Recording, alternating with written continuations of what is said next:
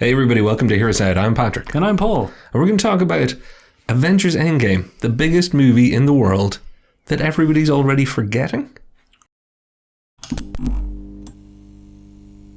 We do videos every week, so check out our catalogue and don't forget to like and subscribe and ring that notification bell, and also we're always happy to hear your comments. Yeah, write it all down below. Even if it's not nice, we'd still like to hear it. So, Endgame, Avengers Endgame, part 2 of the Infinity War films. Yeah. But also part 24. 24, I believe. Yeah. So, longest, biggest, most impressive movie franchise series of all time. Yeah. The crescendo being this 3-hour epic that did the impossible of pulling 24 characters together and making $3 billion worldwide. Yeah. And people have already kind of forgotten it. Yeah. What the hell's up with that? If you don't believe us, look at its impact on the Oscars. Literally. When it came out, and in the month after it, let's say, when people were still going for the third and fourth time, will Robert Downey Jr. get an Oscar? Will there be an Oscar campaign for Robert Downey Jr.? Could this, since Black Panther was up for Best Picture, surely this will be up for Best Picture. Look how many people love it. And the talk was big for 4 weeks. The talk was big for 6 weeks, maybe even for 8 weeks. 3 months later, already people had stopped. Okay, the will Robert Downey Jr., will there be an Oscar campaign for him was still a question in kind of, August, November. Yeah. It was sort of the train going on. But right now, it's nominated for one of the major Oscars. And when I say major, it's got the VFX category. That's it.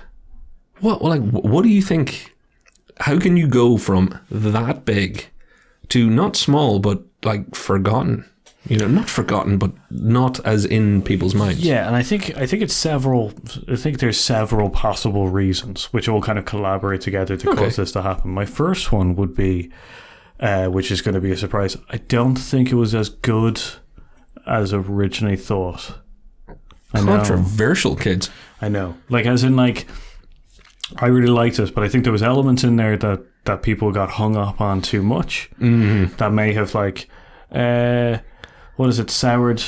the grapes a little bit. Yeah, that would be Thor and Professor Hulk, wouldn't it? Legitimately, it would also then have to be people who were, you're not going to kill these characters for real forever, are you? Or we didn't get a proper, funeral for Vision or something along those lines. The more time went on, the more gripes came out. Yeah.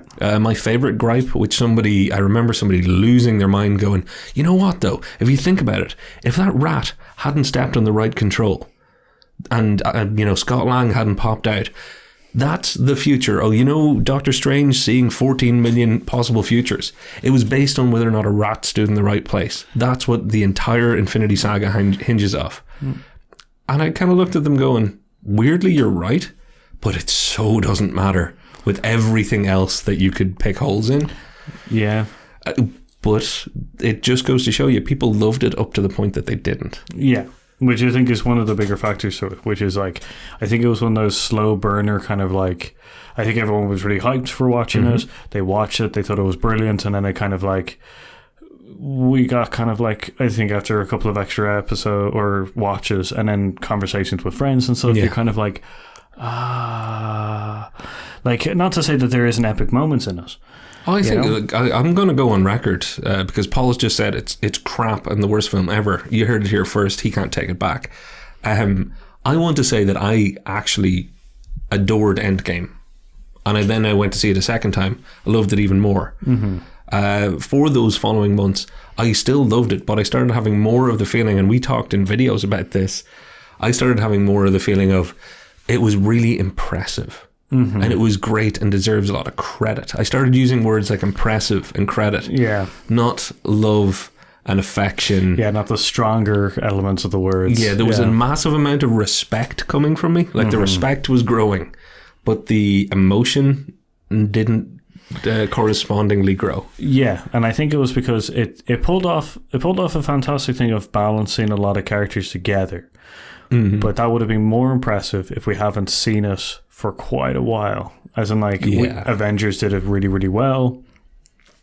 Avengers 2, like Age of Ultron did it really well. We had Captain Civil America, War. yeah. Like Winter Soldier also did it really well. Like we've already gotten a really good balance of kind of characters. We saw it very well in Infinity War. Then we had which was Endgame. Yeah. And it was kind of like, we've gone through this motions before. Yeah. It's don't get me wrong, it's still the most impressive feat of storytelling and filmmaking combined to do what they did. When you actually look at it on paper, all of the storylines, characters, everything that they wove together and made a film that was that good, that wasn't a complete basket case, I still say is, that it deserves a special award just for that. Yeah. Because you make 24 episodes of a TV show and you have a successful conclusion, people are like, well, that was one of the best series of TV ever. They did it with movies over a decade. Come on. Yeah. Doesn't change what you just said, though, because it's still completely true. That's the thing. Those two things can exist together, and they just do. Yeah. It doesn't take away from it, but I think you're talking the truth. It is just a fact. Yeah, and another reason why I think it may have fizzled out a little bit more is I don't know which one to choose first. I'll choose this. The follow-up of Far From Home. Damn it, you picked the one that I don't know what your other one was, but I was going to pick Far From Home as my reason. Go for it. You got there first. No, you're right. It's definitely a contributing factor. Yeah, I think it was too close to the release of the movie, and it was too Tony Stark as well. I think it made sense to have that. It was officially the end of Phase 4.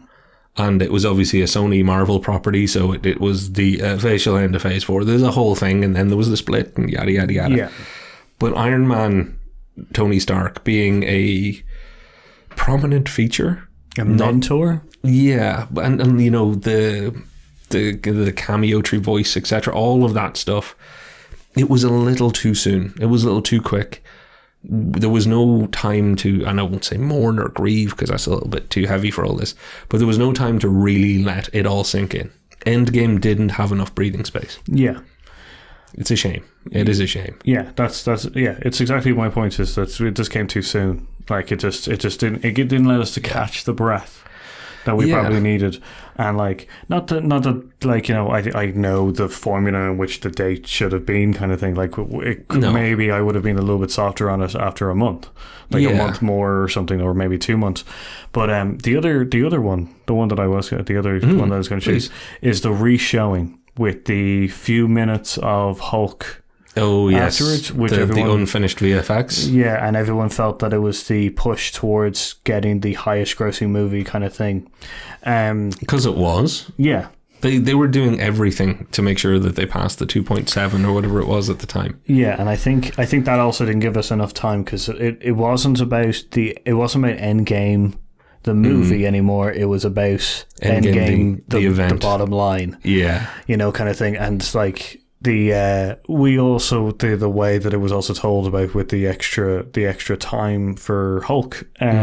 We all thought it was going to be like, everybody speculated the fact that it might be like, the lab scenes where he was like trying to come to terms with Hulk and all that kind of stuff, but it wasn't. It was essentially just Hulk before the meeting of. Yeah, it was just more Hulk exposition of he is Professor Hulk and here's what he would have been up to. Was that essentially? Pretty much, yeah. It was him saving a bunch of people. He was strong enough to like jump around the place and save a bunch of people, and then he was also smart enough to be like, you should use this stuff to stop the fire. And then he gets the phone call about meeting the guys.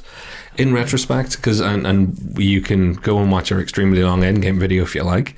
I shouldn't have said extremely long to encourage you, but if you have time in your hands, watch it. Way to sell our videos there, Patrick. I'm not really good at this, am I?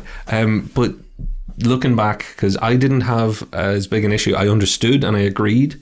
I was just able to brush it off a little bit more because there were other things I was more hung up in that I didn't like, or the issues I had with Endgame. But I know the Professor Hulk thing got you at the time. Yeah. Looking back now with both those edits, knowing that the other edit would have just been more Hulk exposition, are you kind of glad that they just went for the diner scene as the introduction? Because for me, if you're not going to show the explanation, at least they didn't kind of waste your time. At least they left the cute factor of the diner scene to be the intro. Yeah, as in like that was it was the better introduction to the character, which was just it was like, here I am. Yeah. This is who I am. This is what we're going to do. Let's just get over it and continue on, kind of thing, you know? Hop on the train. This is the direction we're going. Yeah, exactly. So, like, I that felt a little bit more better, like, or it was a little bit lessening the blow of not being able to see the conclusion of those characters together, kind of making some kind of resolution. But going on to, you know, why this film fizzled out as it did, it's like... well, I have two reasons as well. I can throw in two, and one of them is Paul knows me very well, so he can almost smell the metaphor coming from me. I tend to talk in weird riddle, like I'm some sort of broken fortune cookie.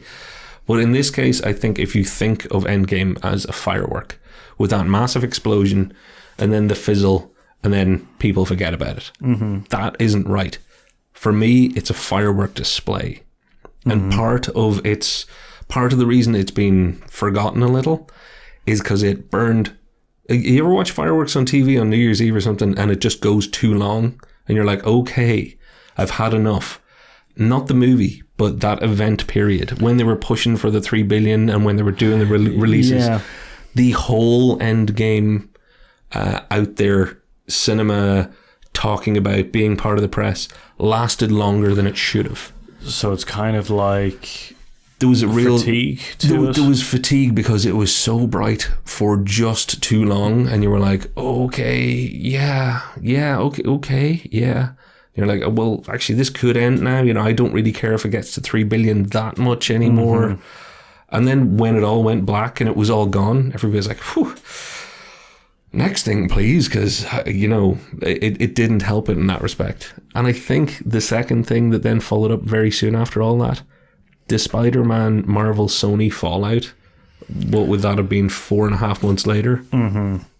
That became the news story around Marvel, and not, you know, anything to do with Endgame, not anything to do with Iron Man, not anything to do with Black Widow's death, not anything to do with Black Widow's movie, which they then had to start, you know, hyping later. I definitely, like, yeah, that's a really good, like, is it partly the I guess the short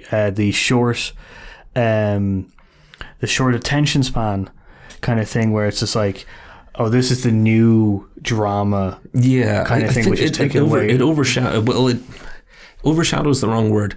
It pointed the focus so far away. Not just kind of, oh, look over here. It was like, no, now it's not even about Endgame or Phase 4 or whatever. It's actually, people are talking about, well, what is Sony Marvel Spider-Man? It was the intricacies of that deal that became a thing. Nothing to do with where they're going to go in the franchise, what's Phase 4 going to be or Phase 5 going to be. All of that died out really, really quickly because they were like, well, this is business, and Tom Holland would like to be with, you know, his company now. He's, as much as he'd love to be part of Marvel, he is contracted to Sony. You know, it became that level of conversation. Yeah.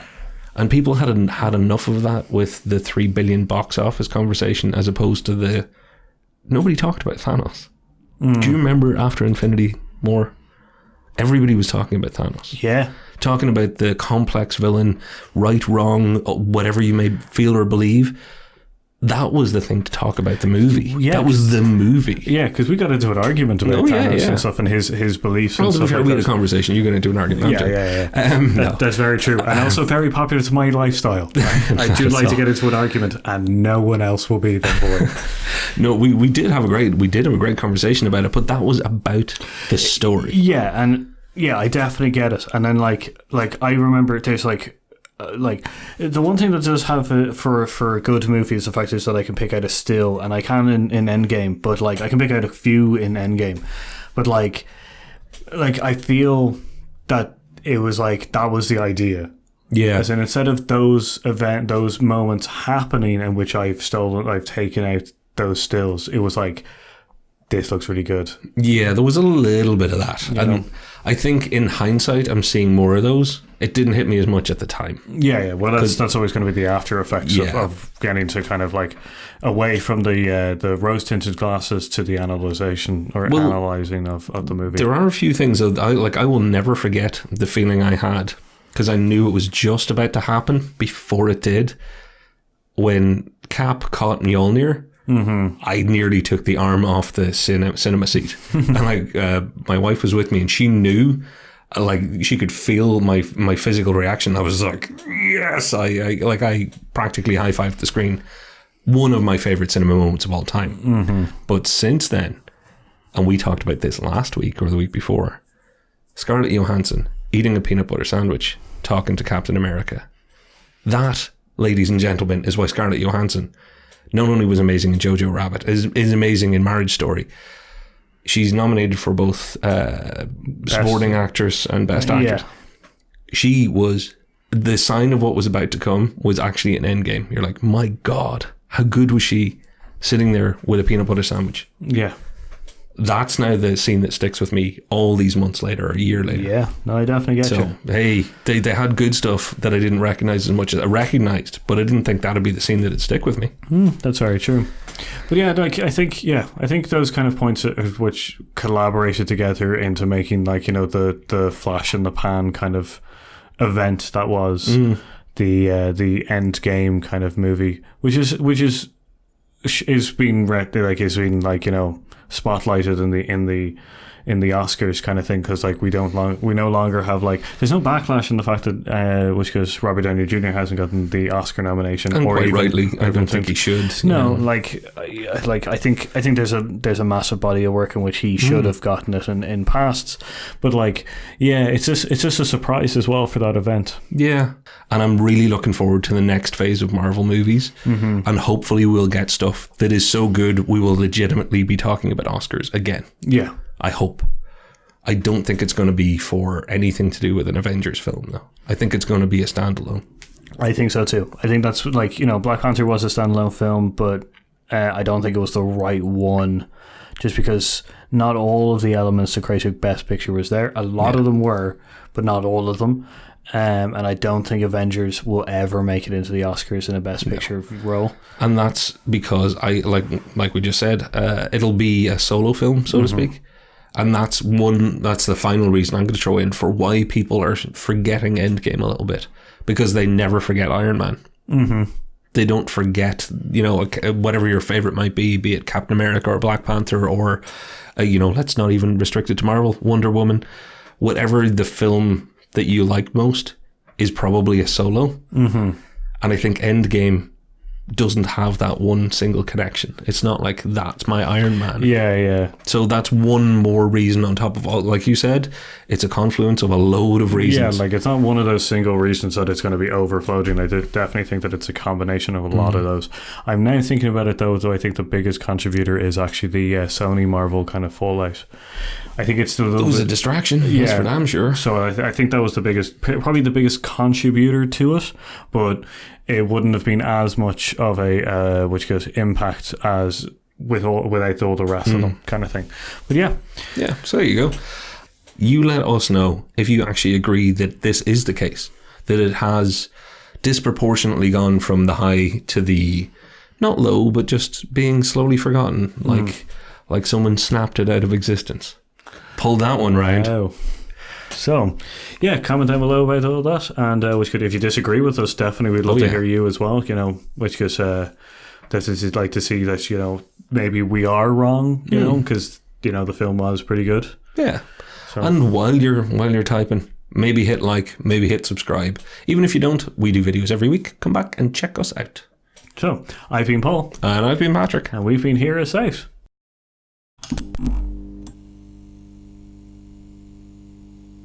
Wave finger guns. Finger guns. Sorry.